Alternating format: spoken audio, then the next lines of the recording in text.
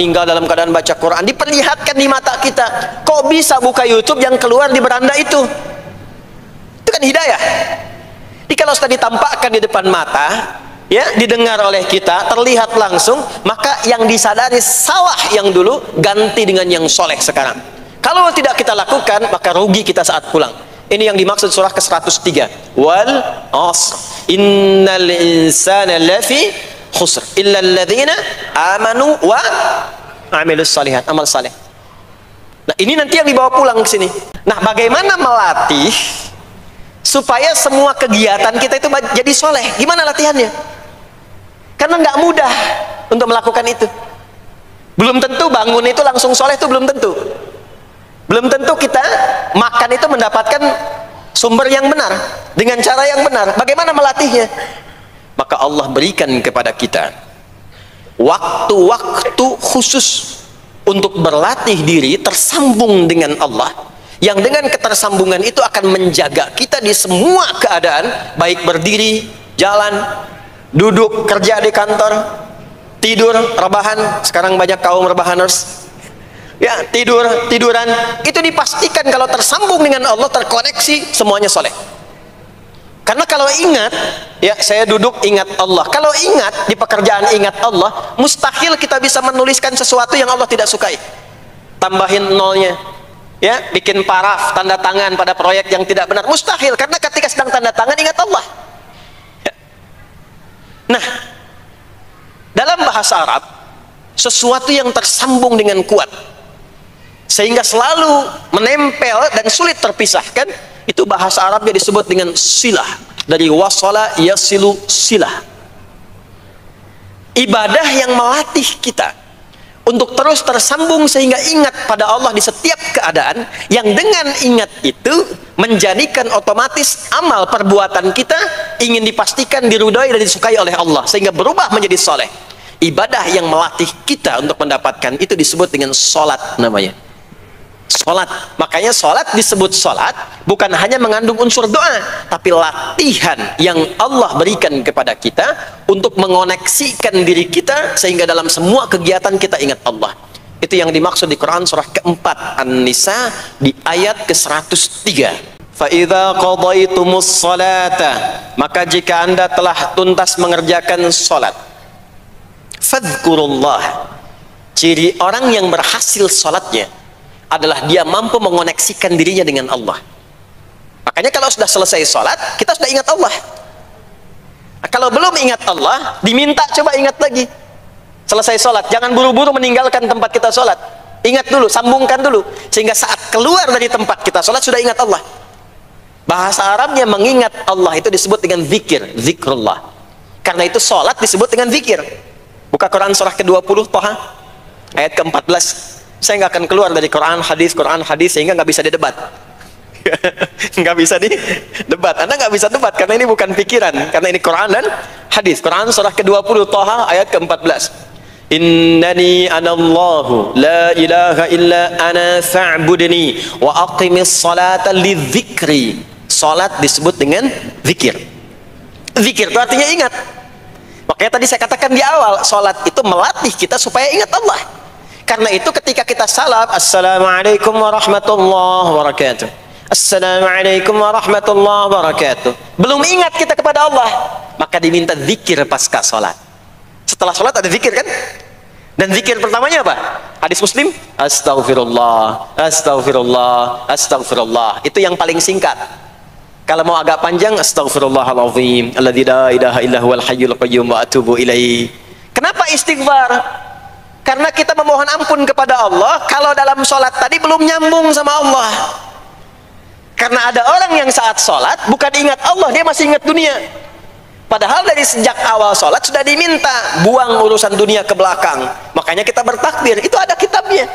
Asrarus shalah, nadharat fi ma'anis shalah. Ketika anda mulai bertakbir, takbir begini, Allahu Akbar. Kenapa mengangkat tangan gini salah satunya? Di antara maknanya, buang urusan dunia ke belakang. Pasrahkan dirimu kepada Allah. Kalau sholatnya ingin khusyuk, jangan bawa urusan dunia ke dalam sholat. Buang. Yang menjadikan seseorang kurang khusyuk begitu takbir, dunia masih di bawah. Lisannya berucap Allahu Akbar, tapi pikirannya motor Hu Akbar, mobil Hu Akbar, ya kan? Status tuh belum diupdate Hu Akbar, ya, miss call belum dibalas Hu Akbar. Itu bermasalah, sehingga mudah dikerjai setan. Ada setan namanya khanzab di Sunan Abu Daud. Saat seseorang mulai bertakbir, kata Nabi, fayaqulu syaitanu, di situ setan mulai beraksi. Sebelum takbir kita dibikin fokus.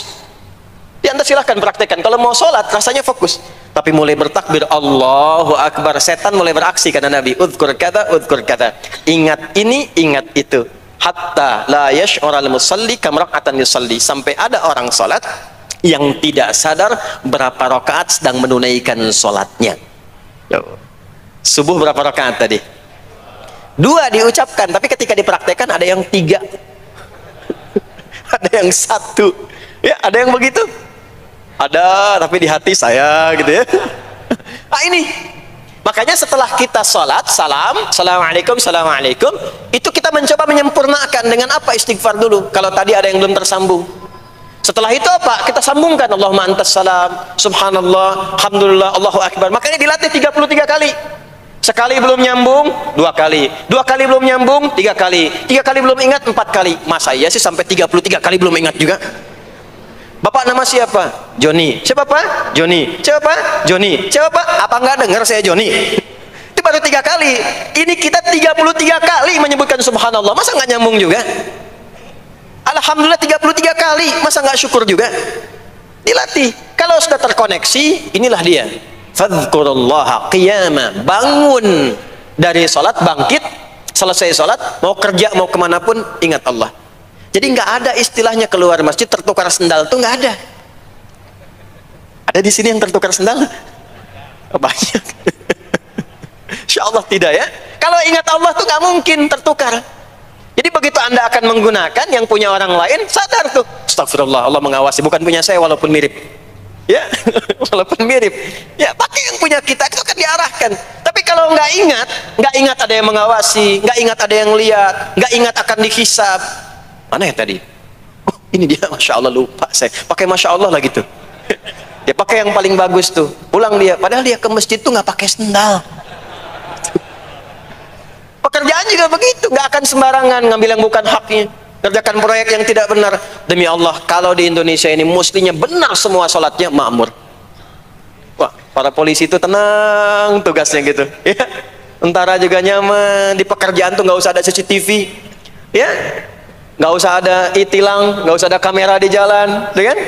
Ini karena kenapa? Latihannya nggak maksimal. Ini pentingnya sholat tuh itu. Jadi semua menjadi amal soleh. Semua jadi amal soleh. Begitu ingat Allah, maka berdiri ingat Allah, jalan ingat Allah, duduk ingat Allah, berbaring pun ingat Allah. Kalau sudah ingat Allah, pasti disebut nama Allah. Ini yang dimaksud hadis Nabi. Qala Rasulullah sallallahu alaihi wasallam, kullu amrin dhi balin la yubda'u fihi bi bismillahirrahmanirrahim fahuwa abtar. Setiap perbuatan yang baik yang dibenarkan oleh hati setiap hamba, lalu diikutkan bismillahirrahmanirrahim. Nggak mungkin orang nyebut bismillahirrahmanirrahim kalau nggak ingat Allah. Minum, bismillahirrahmanirrahim. Makan, bismillahirrahmanirrahim. Bekerja, bismillahirrahmanirrahim. Itu ketika dikerjakan langsung jadi hasanah. 10 poin. Ada pahalanya. Dan jangan dianggap ringan ya. Ini kalimat ringan, tapi menentukan saat pulang, saat meninggal nanti. Nah, kalau nggak disebutkan bismillahirrahmanirrahim atau tidak bacakan doa yang menyertainya, maka jadi dunia saja, solehnya hilang, tinggal amalnya. Dibalasnya di dunia, akhiratnya nggak ada. Itu yang dimaksud Quran surah ke-25 Al-Furqan ayat 23. Wa qadimna ila ma 'amilu min 'amalin faj'alnahu haba'an manthura. Kalau ada orang berbuat baik di dunia tapi tidak disertakan niat akhirat, kami balas dunianya. Anda kerja belasan tahun, puluhan tahun untuk dunia aja, dapat gaji, dapat benefit, dapat penghargaan. Ada yang juara, ada yang dapat bintang, champion, ya, ada yang promosi jabatan, tapi niatnya untuk dunia. Allah adil, kata Allah, kerja keras dia untuk dunia, saya balas dengan balasan dunia. Tapi kalau diniatkan akhirat, dunia dapat, akhiratnya pun dapat. Kan kerjanya sama, etosnya sama, di tempat yang sama. Kita niatkan akhirat, gak ada ruginya. Begitu meninggal, dapat. beruntungnya dan bersyukurnya kita sebagai muslim, kita itu lengkap informasinya. Urusan kubur ada informasinya, akhirat ada informasinya. Silahkan komparasikan dengan informasi dan sumber manapun. Ditemukan nggak yang informasi detail seputar kubur, seputar hisab, seputar kiamat, seputar surga, seputar neraka? Cuma di Islam. Itu yang kita syukuri, supaya kita siap-siap. Bukan sekedar dibaca. Baca ada pahalanya, tapi siap-siap ada konsekuensi kebaikannya. Ini balik sini. Karena itu saya katakan dari awal, pertama Bapak Ibu sekalian, sholat itu menjadi ibadah paling pokok karena dia akan mengantarkan kita pada konektivitas yang kuat dengan Allah Subhanahu wa Ta'ala. Ini poinnya. Kalau sudah nyambung dengan Allah, bukan cuma jadi amal soleh. Orang-orang yang tersambung dengan Allah di semua aktivitas kehidupannya, maka akan mendapat jaminan langsung dari Allah Subhanahu wa Ta'ala yang memudahkan semua urusan hidupnya. Mudah sukses, mudah bahagia, mudah tenang. Semua kemudahan yang kita raih dalam konteks kebahagiaan, ketenangan, kesuksesan itu kalau digabungkan semua maknanya, berubah katanya menjadi falah. Apa namanya? Falah. Falah itu bahagia, sukses, nyaman. Kalau dibuka kamus English Arabic misalnya, falah itu bahasa Inggrisnya success and happiness. Bukan cuma bahagia, bahagia dan sukses. Bukan cuma sukses, karena ada orang sukses belum tentu bahagia. Saya sering tanya yang ini nih, dan biasanya para ibu yang juara menjawabnya itu. Ya, pilih mana? Kaya tapi gelisah, atau miskin tapi tenang? Miskin tapi tenang. Sukses tapi gelisah, ya, atau miskin tapi tenang? Sukses tapi tenang, ya. Sukses dan bahagia. Nah, sukses dan bahagia itu bahasa Arabnya falah. Ini poinnya. Falah. Ah, sekarang coba kita dengar baik-baik. Cek telinganya masih ada nggak? Cek telinga masih ada nggak? Setiap hari, di setiap pergantian waktu dalam sehari. Pergantian waktu sehari itu ada 5. Dari mulai subuh, ke siang, zuhur, ke sore, asar, mau habis sore menjelang malam, maghrib, muncul malam, isya. Itu setiap hari 5 kali berganti waktu diperdengarkan oleh Allah. Hambaku, kamu harus bahagia. Hambaku, kamu harus sukses. Apapun pekerjaanmu, sukses. Apapun aktivitasmu, harus bahagia. Harus senang, harus tenang. Falah. Kuncinya apa? Salat. Diperdengarkanlah hayya 'alas shalah. Diperdengarkan di telinga kita. Telinga bahasa Arabnya udhun, jamaknya adzan. Maka kalimat yang diperdengarkan 5 kali sehari itu disebut dengan adzan. Dan satu-satunya lafaz yang diperdengarkan 24 jam di muka bumi ini tak pernah berhenti. Makanya setiap tempat terjadi perbedaan waktu sholat. Ya, di sini tadi subuhnya jam berapa? 4.13, 12, 49, 4.10, terjadi perbedaan pendapat tentang waktu subuh. Ya, ini menandakan bahwa bukan dari tempat yang sama. Saya di Bekasi tadi 49. 4:09, sini 4:13. Jadi setiap detik, setiap menit, ini adzan, sana adzan, ini adzan, sana adzan, terus bersautan. Dan kalau kita dengarkan sedunia itu dari beda waktu, 24 jam diperdengarkan. Hayya 'alas shalah, ayo salat. Kenapa pasti salat ya Allah? Hayya 'alal falah. Dengar tuh baik-baik kata Allah. Salat akan mengantarkan engkau pada kebahagiaan. Salat mendekatkan engkau pada kesuksesan. Salat mengantarkan engkau pada kedamaian. Makanya kalau orang sholat pasti tenang hatinya. Kalau nggak percaya silahkan. Sholat itu diantara manfaatnya mendatangkan ketenangan. Sholat mendatangkan kesuksesan. Karena itu sholat bukan hanya ibadah yang diwajibkan pada umatnya Nabi Muhammad SAW saja, tidak. Semua nabi dan rasul yang pernah bertugas di bumi itu semuanya sholat dan meminta umatnya sholat. Hanya memang kita yang paling sempurna menunaikannya, caranya. Ya, dulu umat nabi-nabi lain juga sholat. Contoh, Nabi Musa sholat. Nanti diviralkan di Quran surah ke-20, Thaha ayat 14. Nabi Isa alaihi salam yang paling dekat ke Nabi Muhammad 600 tahun sebelum Nabi lahir, itu sholat. Beliau sholat. Diviralkan di Quran surah 19 Maryam ayat 31 sampai 33. Ya, sampai ke 33-nya wa ja'alani mubarakan aina ma kuntu wa awsani bis shalah. Salat. Siapa lagi? Nabi Zakaria Nabi Zakaria itu kapan beliau mendapatkan berita gembira akan punya anak? Saat sholat.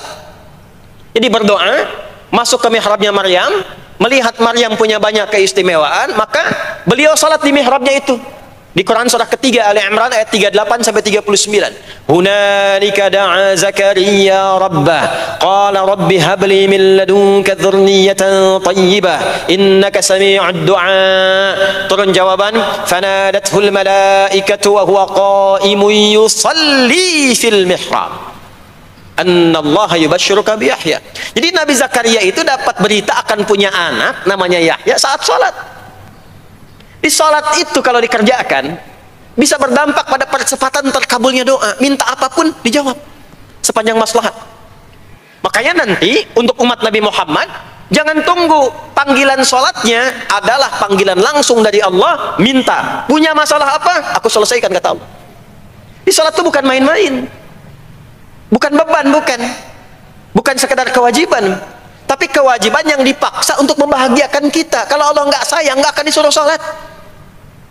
Pak, Bu, itu panggilan sholat. Perhatikan panggilan pertamanya, Al-Baqarah ayat 45.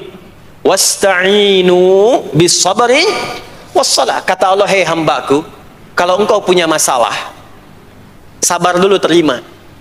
Karena aku titipkan masalah itu kepadamu untuk meningkatkan kualitas hidupmu, bukan ingin membebanimu. Dan tidak mungkin aku uji engkau dengan masalah itu kecuali engkau mampu mengatasinya. La yukallifullahu nafsan illa wus'aha. Nah sekarang bawa itu lewat sholat, minta solusi kepada Allah, terima dulu dengan sabar. Setelah itu belajar untuk meningkatkan kualitas hidup, dan bawa lewat sholat, minta solusi. Jadi ternyata saat kita menunaikan sholat itu diperintahkan oleh Allah, minta punya masalah apa. Makanya kita katakan, begitu Allah perintahkan wasta'inu bis sabri wassalah. Hei, kalau punya masalah terima dengan sabar, minta tolong, minta solusi kepada Allah lewat salat. Maka ketika kita minta, kita robah kalimatnya dari wasta'inu, kata perintah, menjadi bentuk permohonan, fi'il mudhari.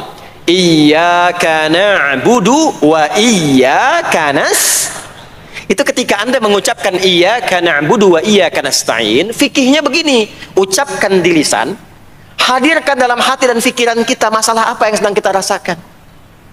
Minta kepada Allah solusinya. Minta. Jadi bukan sekedar diucapkan.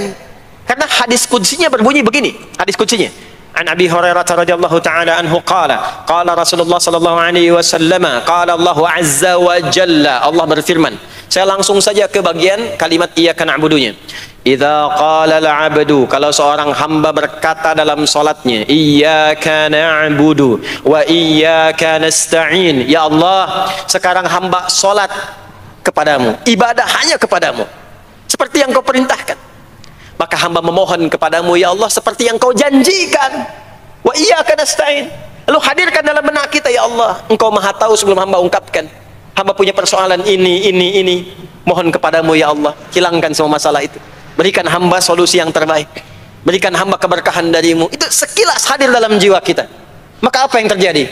Qala Allah azza wa jalla, dijawab kalimatnya itu, hadza baini wa baina 'abdi wa li 'abdi ma sa'al. Ini perjanjian antara aku dengan hambaku. Kalau hambaku benar salatnya sampai kalimat ini, apapun yang dia mintakan sekarang, aku akan kabulkan.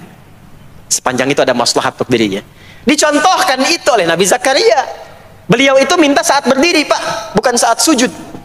Dimulai dari berdiri, nanti akumulasinya saat sujud. Itu berdiri aja kalau benar mintanya dikabulkan, tidak menunggu selesai sholat. Dan ada fikihnya, nggak sembarangan, ada fikihnya nanti, ada fikihnya, ya, ada tuntunannya. Poinnya adalah sholat itu solusi. Makanya jangankan Nabi yang tadi saya sebutkan, Nabi Ismail itu saking pentingnya sholat, wasiat beliau yang diviralkan di Al-Quran untuk semua keluarganya, sholat. Ada di Quran surah 19 Maryam ayat 55. Wa kana ya'muru ahlahu bis salah. Kata Allah, dan tercatat Ismail itu pernah berwasiat meminta semua keluarganya, hei, sholat, sholat, sholat. Jadi kalau kita mau urut sampai ke atas, semua sholat. Muhammad sallallahu alaihi wasallam bin Abdullah bin Abdul Muttalib bin Hashim bin Abdul Manaf bin Qusay bin Murrah bin Kilab bin Ka'ab bin Ghalib bin Fikir bin Malik bin Nadar bin Kinana bin Khuzaimah bin Mudrikah bin Ilyas bin Nizar bin Mudar bin Ma'ad bin Adnan bin Adi bin Adri bin Muqawwam bin Nahur bin Tarikh bin Ya'rub bin Yasjub bin Nabit bin Ismail alaihi salam bin Ibrahim alaihi salam bin Azar atau bin Nahur bin Abir bin Kinan bin Arfakhshad bin Sam bin Nuh alaihi salam bin Mikhlail Matusyalah bin Kinan bin Anwas bin Thith bin Adam alaihi salam. Semua salat. Coba ulangi itu. Semua salat. Para nabi salat, para rasul salat. Anda bukan nabi, bukan rasul, nggak mau salat dan pengen mudah hidupnya, pengen masuk surga Firdaus lagi, Anda sehat. Jadi ini pentingnya salat itu bukan cuma kewajiban, tapi diwajibkan, dipaksa dengan wajib itu supaya bahagia, supaya falah. Makanya kalau ada panggilan azan, cara memahaminya ini falah. Oh, ini solusi saya di sini nih. Kebahagiaan saya ada di sini. Kesuksesan saya ada di sini. Ya, makanya ketika dipanggil oleh muadzin, hayya 'alas shalah, labbaik, siap saya. Di sini. Ini poinnya. Nah, saya sambungkan kembali, ya. Ketika seseorang dilatih lewat salat dan sudah mulai tersambung dengan Allah Subhanahu wa taala, maksudnya ingat Allah, tertatalah semua aktivitasnya. Maka berubahlah lewat sholat ini, lewat latihan ini, semua kegiatannya berubah, didorong menjadi amal soleh. Karena itu, setiap orang yang sholatnya benar, yang pertama dianugerahkan oleh Allah kepada orang sholat itu bukan dunia. Bukan dunia. Tapi perubahan perilakunya menjadi lebih baik. Jadi bukan kaya dulu. Ya, Abdurrahman bin Auf tuh hijrah masuk Islam, dilatih sholat, malah hartanya hilang semua, dirampas. Tapi setelah itu jadi apa? Jadi orang paling kaya. Ya, Abu Bakar As-Siddiq, Utsman bin Affan, Umar bin Khattab, pertama kali masuk Islam kan latihannya sholat. Apakah langsung kaya? Jadi pemimpin? Jadi diplomat? Amr bin As bisa ekspedisi dari Afrika Utara sampai ke Syam? Tidak. Yang diberikan apa? Perubahan perilaku dulu. Dihilangkan sifat-sifat buruknya, dijaga dengan kemuliaan. Jadi dua sumber yang menjadikan manusia itu buruk dalam nafsunya itu ada dua. Di nafsu itu nanti punya dorongan untuk mengarahkan kepada yang buruk, namanya fujur. Lawannya nanti takwa. Lawannya takwa. Di Quran surah Asy-Syams surah 91 ayat 7 sampai 10, wa nafsi wa ma sawaha fa'alhamaha fujuraha wa taqwaha. Nah, fujur itu nanti yang membisikkan, mengarahkan kepada hal-hal yang negatif. Itu yang ditunggangi oleh setan. Setan memberikan was-was itu ke nafsu, ke fujurnya. Alladzi yuwaswisu fi sudur. Di dalam sudur ada qalbu, di dalam qalbu ada nafas, di dalam nafas ada fujur. Fujur itu yang digoda. Maka keluarlah kemudian dua hal. Yang pertama ada yang disebut dengan fahsya. Fahsya itu dorongan dari syahwat untuk berbuat yang menyimpang. Pornografi, porno aksi, LGBT, kata-kata jorok itu fahsya. Fahsya. Nanti temannya adalah mungkar. Mungkar itu keburukan yang diingkari, ditolak oleh hati, sumbernya nafsu perut dan akal. Mencuri itu mungkar. Merampok itu mungkar. Korupsi, membunuh, menipu itu mungkar. Jadi sumber keburukan itu cuma dua. Kalau bukan fahsya itu mungkar. Orang yang sholatnya benar, maka parameternya itu, ukuran pertama kali dia dapatkan adalah ditutupnya oleh Allah, dijaganya oleh Allah keadaan nafsunya, sehingga dia tidak dikontrol oleh perbuatan fahsya dan mungkarnya. Maka aktiflah sinyal takwanya. Takwa itu lawan nafsu. Makanya nanti kaitan takwa dengan nafsu sama-sama disebutkan. Nafsu 115 kali, takwa yang terkait fungsi nafsu 115 kali. Takwa digembosi, ya, awas, diwaswasi oleh setan, setan disebutkan 88 kali. Takwa disupport oleh malaikat, malaikat di Quran disebutkan 88 kali. Ini bukan ilmu tak-atik, hitung sendiri aja kalau mau. Itu menarik tuh. Karena sama, kalau Anda mendengar suara adzan kan ada bisikan kan? Cepat, sudah adzan, siap-siap. Itu malaikat tuh. Tapi begitu selesai adzan, la ilaha illallah, tenang, baru adzan, belum qomat. Itu setan. Terus itu, terus dua-duanya tuh, ya, memberikan bisikan, yang satu mensupport dan seterusnya. Yang paling menarik adalah kalau sholat kita benar, maka sinyal takwa aktif. Makanya amalan takwa pertama itu sholat. Setelah beriman, amalan takwa pertama salat. Al-Baqarah ayat 2 dan 3. Dzalikal kitabu la raiba fi hudal lil muttaqin. Siapa muttaqin, orang takwa di situ? Ayat 3-nya, alladzina yu'minuna bil ghaibi wa yuqimunas salat. Jadi kalau salatnya aktif, takwanya aktif, sinyalnya aktif, sinyal itu yang akan menutup fahsya dan mungkar. Maka turunlah Quran surah ke-29 ayat ke-45. Utlu ma uhiya ilaika minal kitabi wa aqimis shalah. Kita hafal tengahnya, innas salata tanha 'anil fahsya'i wal munkar. Maka kalau orang sholat tidak akan berbuat fahsya, tidak ada lagi yang melambai laki-laki. Allah, nggak ada laki-laki yang laki-laki, perempuan-perempuan. Nggak ada lagi tontonan-tontonan pornografi. Yang jorok-jorok, yang kotor-kotor. Nggak ada lagi kata-kata kotor di lisan itu, karena lisannya dilatih untuk mengucapkan yang baik-baik. Allah, sami Allahu liman hamidah, subhanallah, alhamdulillah, Allahu akbar. Makanya pasca sholat tuh berubah.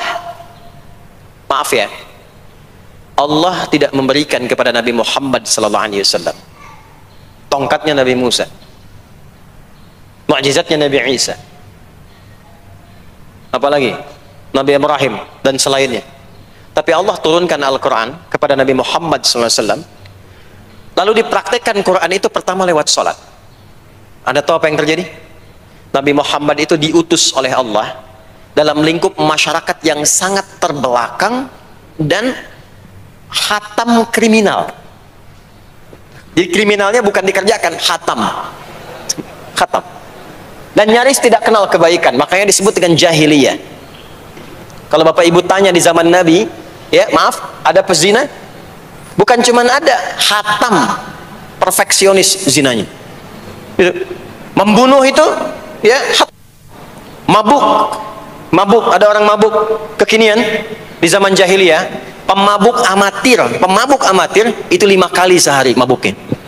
Yang amatir. Jadi kalau baru mabuk sekali, 2 kali, itu coba-coba. Amatir itu 5 kali. Pembegal, ya sekarang kita dengar berita ada begal ini itu, jahiliyah itu sekampung begal semua, kampung Gifar. Tapi Allah menghendaki Rasulullah latih lewat salat. Apa yang terjadi?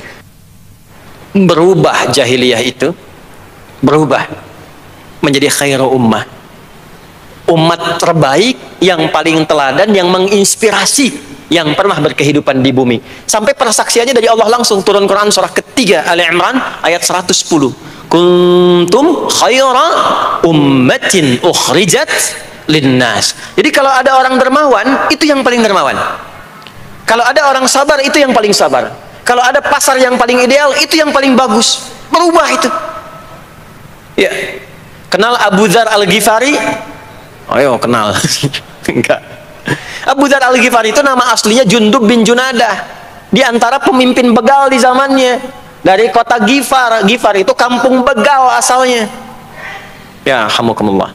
Masuk Islam, datang ke Mekah, bertemu dengan Rasulullah. Begitu masuk Islam, kata Jundub bin Junadah, ya Rasulullah, ausini au kama qala, berikan saya nasihat. Kata Nabi, pulang sekarang. Kata beliau, enggak, saya mau umumkan keislaman saya depan Ka'bah. Kata Nabi, jangan lakukan. Sekarang orang masih belum tahu tentang Islam, nanti marah, kamu dipukuli. Kata beliau, ya Rasulullah, saya ini membegal terang-terangan, masa bersyahadat sembunyi-sembunyi? Maka keluar ke depan Ka'bah, dia katakan, ya masyara Quraisyin, hei semua orang Quraisy. Datang orang, ushidu bi annahu la ilaha illallah wa anna Muhammad Rasulullah. Aku bersaksi, syahadat la ilaha illallah Muhammad Rasulullah. Kalian mau apa? Dipukulin sampai pingsan. Sampai ketika akan diteruskan, ada riwayat mengatakan datang Sayyidina Ali bin Abi Thalib, ada yang mengatakan Sayyidina Hamzah, ya, bin Abdul Muttalib radhiyallahu ta'ala anhuma jami'an. Datang menyampaikan, jangan teruskan. Kalau ini meninggal, ini wafat, kita akan celaka karena kafilah kita akan lewat desa Gifar. Kalau lewat Gifar gak akan berhasil niaga kita, katanya. Ya, karena akan dihabisi semua ini orang Gifar. Maka dibiarkan pergi, pulang. Tahu apa yang terjadi? Begitu Nabi hijrah ke Madinah, dikagetkan dengan suara kaki yang berdecak kencang, bang bung. Ternyata ada berita gembira, sekampung begal Gifar itu masuk Islam semuanya, berubah jadi baik. Untuk menginspirasi generasi kemudian, maka dipopulerkanlah oleh beliau kunyahnya dengan nama daerahnya. Sayalah Abu Dzar Al-Ghifari. Al-Ghifari itu maksudnya apa? Dulu saya ini berasal dari Ghifar, kampung saya kampung begal. Cuma karena saya masuk Islam, diajarin sholat, diajarin baik, sekampung baik semua. Ya. Makanya orang-orang Arab setelah itu, bahkan non-Arab, kalau datang memperkenalkan daerahnya. Imam Al-Bukhari, itu nama aslinya bukan Al-Bukhari. Nama aslinya Muhammad, punya bapak namanya Ismail, punya kakek namanya Ibrahim, kakek buyutnya Al-Bughirah, yang buyutnya Al-Bardizbah, tinggal di kecamatan Ju'fah, Kabupaten Bukhara, Provinsi Khorasan, sekarang negaranya Uzbekistan. Karena berasal dari Bukhara, datanglah beliau kemudian ke Arab, sekarang ke Jazirah, ke Mekah, ke Madinah, memperkenalkan, saya bukan orang Arab, saya dari Bukhara. Rumusnya tambah alif lam di depannya, ujungnya tutup dengan i. Al-Bukhari, saya dari Bukhara. Diperkenalkan, maksudnya apa? Islam sudah masuk ke tempat saya, orang-orangnya sudah baik, orang-orangnya sudah khusyuk. Itu memperkenalkan. Orang tua kita Syekh Yasin dari Padang, maka diperkenalkan Syekh Yasin Al-Padangi. Syekh Ahmad Khatib dari Minangkabau, Syekh Ahmad Khatib Al-Minangkabawi. Syekh Abdul Somad dari Palembang, Syekh Abdul Somad Al-Palembangi. Syekh Nawawi dari Banten, Syekh Nawawi Al-Bantani. Ya, nanti ada Pak Ghafur dari Pondok Indah, ya, Masjid Raya Pondok Indah, datang ke Mekah umrah haji, ana Ghafur al Masjid Raya al Pondok Indahi. Itulah salat. Salat. Jadi salat itu merubah keadaan kita lebih baik. Itulah sebabnya kenapa 5 waktu. Karena Allah inginkan di setiap waktu kita jadi orang baik. Di setiap waktu kita bahagia. Setiap waktu selesai persoalan, datang masalah subuh, ya, antara subuh ke zuhur kan ada masalah tuh. Nggak mungkin ada orang dari subuh ke zuhur nggak punya masalah tuh, nggak mungkin. Tuh wajahnya udah kelihatan tuh. Ya, makanya kita datang, ya, menghadap kepada Allah, minta diselesaikan, minta diberikan taufik, sujud kita, diberikanlah solusi. Zuhur ke asar ada masalah, datang saat asar. Asar ke maghrib punya masalah, datang. Makanya semua ulama dulu seperti itu. Al-Bukhari itu menuliskan kitab sahihnya itu 16 tahun. Setiap satu hadis akan ditulis, salat dulu. Salat dulu. Begitu tenang, nyaman, baru tuliskan. 16 tahun. Itulah salat. Nah, dari sekian waktu yang 5 kali itu, ada waktu yang spesial. Waktu spesial inilah yang ingin saya bahas, yang tadi disampaikan dalam pengantar sambutan. Jadi ini inti yang mau saya katakan. Ini barusan muqaddimah tuh. Barusan muqaddimah. Baik. Kan kita salat berapa kali sehari? Ya, kita hitung. 1, subuh. 2, zuhur. 3, keempat, yang kelima, isya. Berapa jumlah rakaatnya? 17. Baik ya. Itu nomor telepon untuk koneksinya. Koneksi kita dengan Allah nomornya, catat ya, 24434. Ya, kalau ditanya berapa nomor koneksi dengan Allah, 24434. Subuh 2, zuhur 4, asar 4, maghrib 3, isya 4. 5 waktu kan? Baik. Di 5 waktu ini kita dijaga, diinginkan menjadi hamba yang baik, bahagia, nggak lekat dengan masalah, tuntas semua. Saking sayangnya Allah sama kita. Kalau nggak sayang nggak disuruh sholat. Itulah sebabnya ketika diperintahkan menunaikan waktu sholat, diberikanlah gambaran waktunya. Tapi yang jadi persoalan kita sekarang yang akan dibahas, di antara sekian waktu itu, ada waktu-waktu yang spesial. Ada waktu-waktu yang spesial. Dari mulai subuh ke isya itu, ada yang dispesialkan oleh Allah karena ada bonus berlipat di dalamnya. Waktu apakah itu? Mari kita bacakan dulu mulai dengan Quran surah kedua ayat 238. Paling kanan sebelah atas di mushaf standar. A'udzubillahi minasyaitonirrajim. Bismillahirrahmanirrahim. Mohon izin saya agak lambatkan sedikit ritmenya karena ini inti yang mau kita bahas. Tadi muqaddimah makanya saya percepat ya. Hafizu 'alas salawati was salatil wusta wa qumu lillahi qanitin. Hafizu. Kalau Bapak Ibu lihat mushaf terjemah, diterjemahkannya dengan jagalah. Jagalah itu ihfadhu, hafidha yahfadh. Tapi kalau ada alif setelah hafidhu, itu berarti fi'il madhinya, past tense-nya, akar kata kerjanya hafadha, yuhafidhu. Alifnya mufa'alah, bermakna saling. Jadi mengartikannya begini, hafidhu 'alas sholawati. Hei, hendaklah kalian saling menjaga waktu sholat. Kalau saling itu sendirian atau banyakan? Banyakan. Jadi kalau bapak di rumah ada 5 orang, bapak, ibu, dan 3 orang anak, maka jangan soleh sendirian, Pak. Ingatkan anaknya, ingatkan istrinya. Istri bangun duluan, ingatkan suaminya. Makanya waktu sholat itu, maaf, jangan cuma disandarkan pada azan yang kita dengar di masjid, harus hafal. Bahkan nanti gini, di Quran surah keempat ayat 103 itu, di ujung ayatnya, itu ada penanda ciri standar orang beriman. Maaf. Kita tanya dulu nih. Kita beriman tidak hari ini? Halo, beriman? Hati-hati ya, karena kata Nabi ada yang subuh beriman, sorenya sudah kufur tuh. Ya, yusbihu mu'mina wa yumsi kafira. Hati-hati ya. Yuk, apa ciri orang beriman tuh? Iman itu konfirmasinya bisa didapatkan satu melalui suara adzan. Adzan itu sama dengan penanda waktu sholat. Tahu dari mana iman itu bisa dicek dengan suara adzan? Quran surah ke-8 Al-Anfal di ayat yang kedua. Innamal mu'minuna alladzina idza dzukirallahu wajilat qulubuhum. Sungguh insan beriman itu ciri standarnya bisa dilihat. Kalau disebutkan nama Allah, ada konfirmasi iman dalam hatinya. Jadi iman itu letaknya di kolbu. Nanti konfirmasinya lewat suara adzan, dipanggil, disebutkan nama Allah. Makanya disebutkan nama Allah 5 kali dalam sehari untuk mengecek iman ada nggak dari subuh sampai isya. Ya, Allahu Akbar, Allahu Akbar. Ada getaran di hati kita, sudah adzan. Nah, itulah iman. Itulah iman. Makanya orang yang punya iman dengan yang belum punya iman akan beda getarannya. Ini hanya dimiliki oleh orang yang punya iman saja. Yang belum punya iman nggak bisa, nggak punya itu. Allahu Akbar, Allahu Akbar. Surah apaan nih?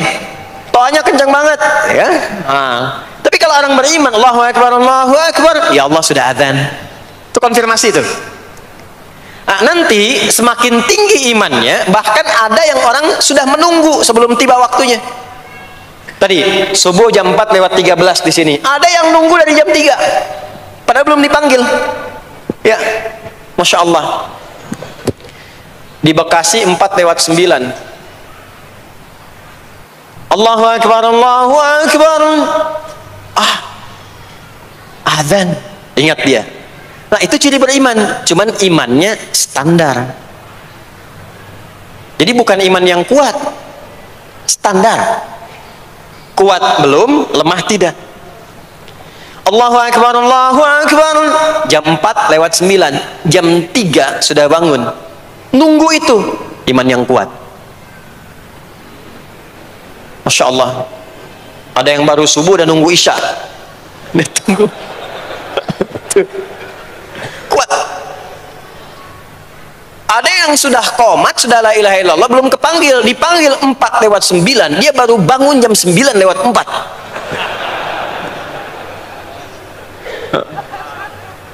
Tuh. Nah, ini iman lemah. Di bawah. Ciri standar, karena dipanggil ingat, maka ciri standar orang beriman itu tahu waktu sholat. Harus tahu, Pak, Bu. Itu standarnya. Itu ada di Quran surah keempat, di akhir ayat 103. Inna sholata kanat 'alal mu'minina kitaban mawquta. Kalau pakai terjemah balaghah itu bunyinya begini, sungguh orang beriman itu pasti tahu waktu sholat.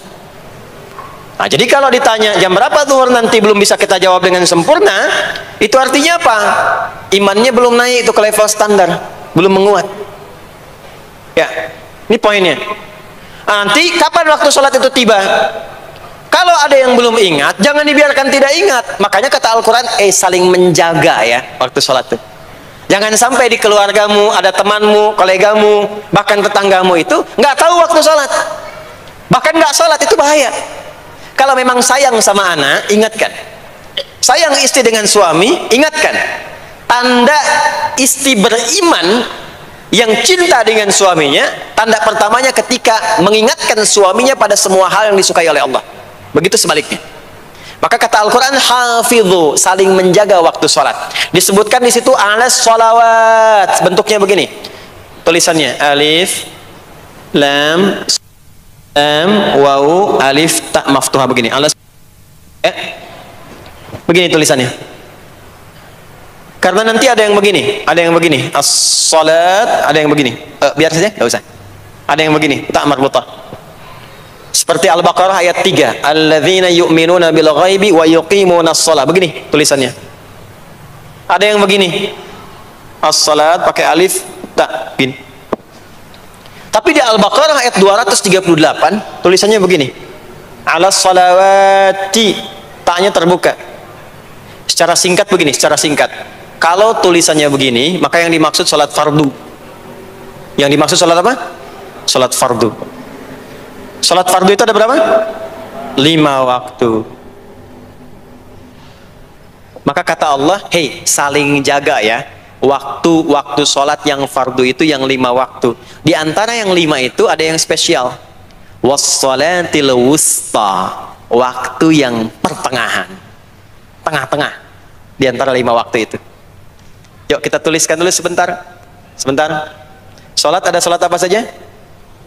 Subuh, kemudian zuhur, kemudian asar, kemudian oh nggak cukup, ambil ke sini maghrib, kemudian isya.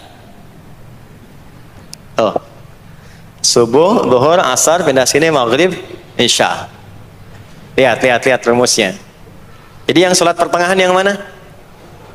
Jangan lihat tulisannya itu, ya, karena subuh di tengah-tengah disebutnya subuh ya. Sholat pertengahan yang mana? Asar apa subuh? Subuh apa asar? Apa dalilnya? Kita pakai dalil. Nah, sholat pertengahan itu disebutkan oleh Nabi itu ada 2. Ada subuh dan asar. Qala Rasulullah sallallahu alaihi wasallam yata'aqabuna fiikum malaikatul laili wa malaikatul nahari fi salatil asri wa fi salatil fajri. Berebut semua malaikat yang bertugas di siang dan malam, berebut membersamai kita. Kalau berebut itu artinya kalau ada yang berdoa diaminkan, kalau ada yang mohon ampun diistighfarkan oleh malaikat. Jadi malaikatnya minta kepada Allah, ya Allah ampuni si fulan, ya Allah ampuni si fulan, ya Allah si fulan, dan seterusnya sampai selesai. Itu khusus di salat asar dan salat subuh. Sampai kemudian thumma yas'aduna ila sama, kemudian mereka para malaikat itu kembali bertugas masing-masing, lalu Allah mengonfirmasi kepada mereka untuk menunjukkan kebenaran tugas malaikat yang tidak bermaksiat. Allah Maha tahu tentang hambanya, Maha tahu. Tapi Allah ingin menunjukkan kepada kita apa yang benar dari lisan malaikat itu, yang nggak pernah berdusta. Ya, maka Allah bertanya kepada malaikat, bagaimana keadaan hambaku ketika engkau tinggalkan? Maka disampaikan oleh malaikat itu, ya Allah, aku meninggalkan hambamu si fulan, dia sedang menunaikan ibadah, dia sedang sholat kepadamu, dan khusyuk berdoa, dan seterusnya. Maka apa jawabannya? Saksikanlah, ketika malaikat menyampaikan sedang ibadah, maka turun bonus dari Allah untuk mengampuni dosa si hamba itu.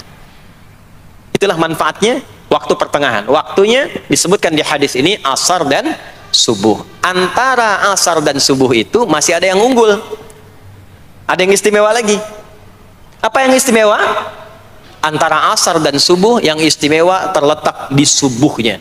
Jadi dari 5 waktu ini, yang pertengahan asar dan subuh, karena amal di bawah ditunjukkan untuk mendapatkan penilaian langsung dari Allah seketika dan memberikan jawaban dari apa yang kita inginkan, asar dan subuh. Tapi dibandingkan asar dengan subuh, bila keduanya dibandingkan, dua-duanya mulia. Maka subuh punya kemuliaan yang tidak dimiliki oleh asar. Ya, makanya nanti asar bisa bertemu dengan zuhur, masih ada jama, masih ada qasar. Maghrib ketemu isya, masih ada jama, ada qasar. Ya, tapi subuh nggak bisa di jama, nggak bisa di qasar. Ya, makanya subuh letaknya jauh, ke isya jauh, ke zuhur jauh. Ya, saya mau jamaah, ya jama antara isya dengan subuh biar nanti bangunnya sekalian gitu, nggak bisa. Ya, maghrib masih bisa di jama dengan isya, isya di qasar, dari 4 jadi 2. Maghrib gak bisa dikosor karena 3 gak mungkin jadi 1,5. Ya, zuhur udah 2, masa mau dikurangin lagi? Subuh udah 2, gak mungkin dikurangi lagi. Maka dari itu subuh menyendiri sendiri. Nah, ada apa kemuliaan di subuh itu? Maka turunlah Quran surah ke-17 ayat 78 yang tadi saya bacakan di awal.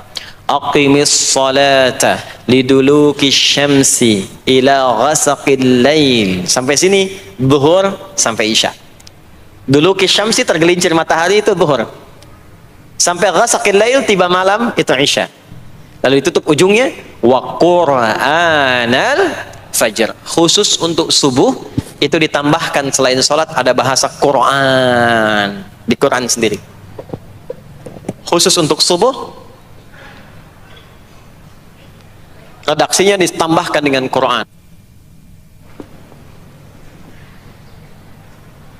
Apa itu Quran? Halo, apa itu Quran? Kalau tidak tahu cepat katakan wallahu a'lam ya. Apa itu Quran?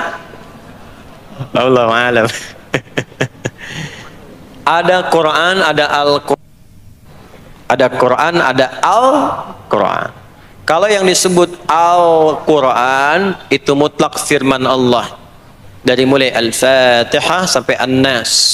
Ini yang terdapat di dalam mushaf ini, di 2 jilid ini. Ya, itu Al-Quran. Kalau disebutkan Quran tanpa alif lam, maka yang dimaksudkan bacaan secara umum. Apakah itu Al-Quran, doa, istighfar, semua bacaan itu Quran. Kemuliaan sholat subuh itu dimulai sejak waktu fajar, matahari mulai keluar sinarnya untuk membelah gelapnya malam, itu sinarnya disebut dengan fajar. Nanti subuhnya saya terangkan di akhir. Sinarnya dibelah, membelah kegelapan malam, fajar shadiq. Maka pada saat itu bukan hanya sholatnya yang punya keistimewaan seperti sholat asar tadi, tapi semua bacaannya langsung dijawab seketika oleh Allah Subhanahu wa Ta'ala, dipersaksikan oleh seluruh malaikat dan dijawab langsung oleh Allah Subhanahu wa Ta'ala. Jadi kalau Anda berdoa, maaf, doanya lebih cepat terkabul kalau dipanjatkan dengan cara yang benar dan khusyuk. Kalau Anda istighfar, langsung dijawab. Kalau kita baca Quran, pahala langsung dituliskan berlipat. Itulah kemuliaan waktu fajar. Jadi Allah sendiri yang menyampaikan, bukan cuma sholat yang penting, semua bacaannya itu langsung didengar, langsung direspon, langsung dipersaksikan. Karena itu ada anjuran bahkan dari Al-Quran, dan ini dikerjakan oleh semua sahabat, saking pentingnya sholat subuh itu, waktu fajar itu, bahkan mereka bangun dan menunggu sebelum tiba fajar. Maka disitulah muncul kemudian tahajud. Maka muncullah kemudian istighfar sebelum waktu subuh. Ya, ada amalan. Ini saya mau kasih rahasia ya. Tapi tolong jaga. Ini antara kita saja di sini. Ya, rahasia. Ada waktu sebelum subuh. Cuman 15 sampai 20 menit kurang lebih. Ingat ya. Kalau dikonversi sekitar 15 sampai 20 menit waktunya. Namanya waktu sahar. Sahar. Jamaknya ashar. Jamak itu karena setiap hari oleh Allah dikasih itu. Sahar. Jamaknya ashar. Rahasianya di mana? Bapak Ibu, ini waktu yang paling cepat untuk terkabulnya doa. Anda mau minta apa saja, hadisnya qudsi. Ibadi, kata Allah, hambaku, siapapun yang bermohon sekarang aku kabulkan, yang minta aku berikan. Wa man istaghfara li ghafartu lah. Siapa yang minta ampunan, istighfar, aku ampuni dia sekarang juga. Baik, Bapak Ibu, begini saya tanya nih, kalau ditawarkan minta apa saja diberi, ya, terus minta ampun juga diampuni, pilih mana? Minta apa saja diberi, mau minta apa saja, atau mau minta ampunan istighfar, pilih mana? Jujur aja, kalau ada proyek nilainya 100 miliar, ya, ada utang 1 miliar belum ditutup, terus belum minta apa saja diberikan, pilih mana? Minta 100 miliar, potensi dikabulkan, atau minta diampuni dosa, pilih mana? Pilih salah satu, nggak usah dua-duanya. Oh, ada tawaran dikasih 100 miliar atau diampuni dosa, pilih mana? Ampuni dosa. Pelan banget ya. Kata ibu kalau bisa dua-duanya gitu. Coba, kalau ada rumus begini, Anda disuruh memilih apakah dunia dan seisinya atau memilih ampunan Allah, maka pilih ampunan Allah. Karena nanti ada rahasia yang kedua. Banyak rahasia ini. Ada rahasia istighfar. Istighfar itu kalau sudah menyatu dengan jiwa kita, sudah terbiasa maksudnya. Biasa istighfar, dan jadi karakter, jadi kebiasaan. Bukan hanya pasca sholat, di mobil istighfar, di kantor masuk istighfar, sudah kebawa, udah refleks itu. Faidah keutamaan untuk orang yang rajin istighfar itu ada dua. Satu, diampuni dosanya oleh Allah, yang cirinya nanti akan dijaga dari maksiat. Ya, bukan maksum, karena maksum itu untuk para nabi. Untuk para nabi dan rasul. Manusia nggak ada yang maksum selain nabi dan rasul. Maksudnya apa? Diberikan petunjuk oleh Allah untuk menjaga diri, sehingga ketika dosanya diampuni, dia nggak berbuat dosa itu lagi. Mata biasa melihat yang tidak baik, tobat, diampuni dosa mata itu, cirinya adalah mata nggak senang lihat yang nggak baik lagi. Itu dosa mata diampuni, ciri tobat diterima. Maka istighfar itu menggugurkan dosa-dosa dan menjaga kita dari perbuatan salah. Yang kedua, orang yang sudah terbiasa beristighfar, itu doa cepat dikabulkan, bahkan sebelum ia memintanya dan memohonkannya. Sebelum melafazkannya, itu bisa terjadi Allah sudah mengabulkannya. Itulah kemuliaan istighfar. Nah, orang-orang yang istighfar menunggu waktu datangnya fajar, itu mendapatkan kemuliaan langsung dari Allah, sampai dikatakan di Al-Quran, disebutkan sebagai orang-orang yang akan menghuni taman surga yang sekarang sedang beraktivitas di dunia. Itu ada di Quran surah ke-51 ayat 15 sampai 18. Yang istighfarnya di ayat 18. Ya, jaminan surganya ayat 15, 16, 17-nya tentang tahajud. Innal muttaqina fi jannatin wa 'uyun akhidhina ma atahum rabbuhum innahum kanu qabla dhalika muhsinin. 17-nya kanu qalilan minal laili ma yahja'un, bahkan nunggu waktu sahar, nunggu subuh, tahajud dulu. Kemudian 18-nya wabil ashari hum yastaghfirun, istighfar. Sampailah tiba dia waktu fajar subuh. Ya. Itu selesai dia istighfar, dapat kesempatan subuh, sholat dulu 2 rakaat. Itu saking tingginya waktu itu, nilainya kata Nabi melebihi dunia dan seisinya. Melebihi dunia dan seisinya. Masya Allah. Makanya muncul kemudian sabda Nabi, raka'atul fajri khairum minad dunya wa ma fiha. 2 rakaat subuh ini daripada dunia dan seisinya. Itu asalnya di sini. Jadi memang subuh itu mesti diperjuangkan. Dan subuh itu generatornya, kalau subuh sudah bisa konsisten, yang lainnya ikut. Subuh itu kalau sudah konsisten, subuh ke masjid, jamaah subuh, jamaah bangun tahajud, istiqamah, istighfar. Itu kalau subuhnya sudah bagus, yang lainnya ikut.